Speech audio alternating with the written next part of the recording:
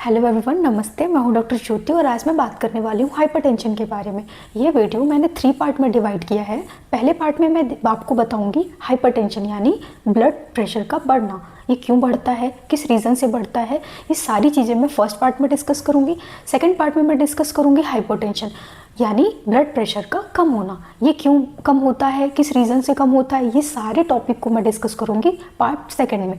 And third part में हम discuss करेंगे हाइपोटेंशन एंड हाइपरटेंशन के पेशेंट को क्या डाइट लेनी चाहिए, क्या प्रिकॉशंस यूज़ करने चाहिए, ये हम थर्ड पार्ट में डिस्कस करेंगे। तो चलिए हम स्टार्ट करते हैं आज का टॉपिक हाइपरटेंशन।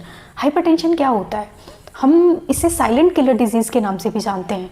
क्यों साइलेंट किलर कहते हैं? क्योंकि मरीज को तो पता ही नहीं लगता कि हमें बीपी की दिक्कत हो गई है या कम हो रही है, ज़्यादा हो रही है, बट उसके कुछ सिम्टम्स आते हैं जिसे हम जनरली इग्नोर कर देते हैं। तो आज मैं आपको बताऊंगी कि आपको हाइपरटेंशन जब होगा तो क्या क्या सिम्टम्स आ सकते हैं और कितना बीपी हो तो हम इसे हाइपरटेंशन कह सकते हैं। आज मैं आपको नॉर्मल बीपी भी बताऊंगी और हाइपरटेंशन के पेशेंट का बीपी कितना होता है वो भी मैं बताऊंगी। Let's start. हाइपरटेंशन को बहुत ही आसान भाषा में समझेंगे।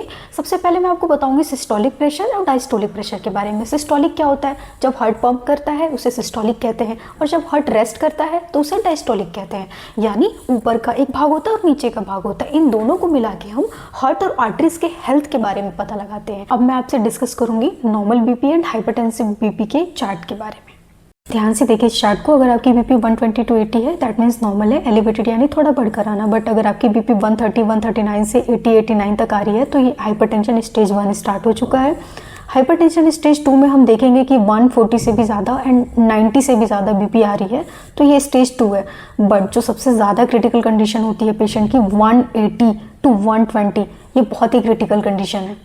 आप पता कैसे लगाएंगे आपको बीपी की प्रॉब्लम है या नहीं है? सबसे पहला जो सिम्टम्स आता है हाइपरटेंशन में वो सुबह के टाइम पे सीवियर हेडेक होता है, चक्कर आता है, पेशेंट को कुछ भी काम करने का मन नहीं करता है, हमेशा थका हुआ फील होता है, चेस्ट में काफ़ी हैवीनेस फील होता है और पाल्पिटेशंस होते हैं। कितनी बार पेशेंट की नोज़ ब्लीडिंग भी होती है। अगर ऐसे सिम्टम्स बार बार दिख रहे हैं तो अपनी बीपी चेक जरूर करें। और ये होता क्यों है? सबसे ज़्यादा इंपॉर्टेंट, ये पेशेंट में होता क्यों है?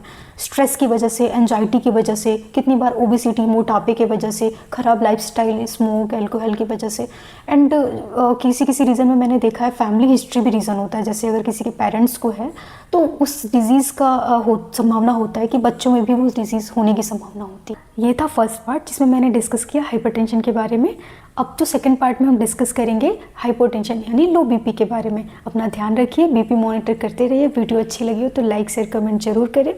मैं हूं doctor Jyoti. Thank you for watching. Stay healthy, stay informed.